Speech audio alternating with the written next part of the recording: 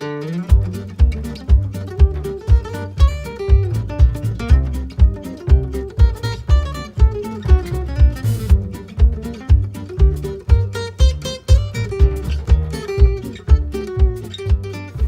je m'appelle Frédéric Laillé, je suis vigneron au Guisseau à Gorges, en Loire-Atlantique, au pays du Muscadet. Et j'exploite aujourd'hui 8 hectares 30 de vignes. J'ai eu un BTS viticulture-œnologie en 2000. J'ai été salarié sur la région et un peu sur d'autres vignobles ailleurs. Et je suis revenu en mars 2011 pour m'installer définitivement. Je voulais travailler sur cette exploitation-là parce qu'elle est à taille humaine. On a une petite surface et on vendange à la main en respectant le terroir et la plante. Donc dans les vignes, je ne suis pas labellisé bio. J'essaye de tendre vers la culture bio, c'est-à-dire que sur les 8 hectares 30, j'ai un petit peu moins de la moitié qui sont en labour complet. Et le reste, j'utilise encore un peu d'herbicides sous le rang.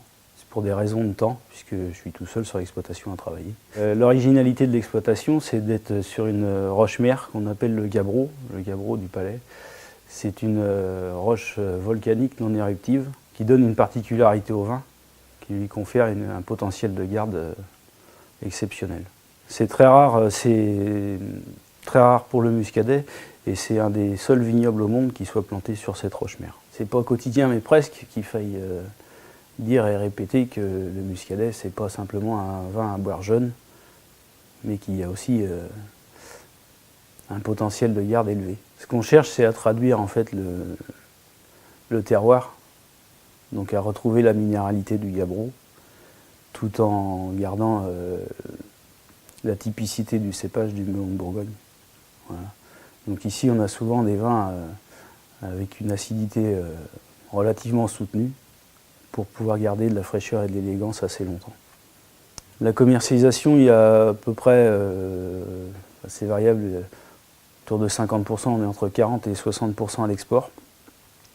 Beaucoup vers les USA, un petit peu le Québec, Singapour, l'Italie. Et pour le reste, tout se passe ici, au caveau. Donc les particuliers qui viennent beaucoup, et puis les restaurateurs, les cavistes. Le domaine est reconnu pour la qualité des produits qui est proposé. Donc l'objectif, c'est de tenir cette qualité à ce niveau-là, de continuer à satisfaire les clients qui sont déjà là, pour pouvoir éventuellement gagner d'autres.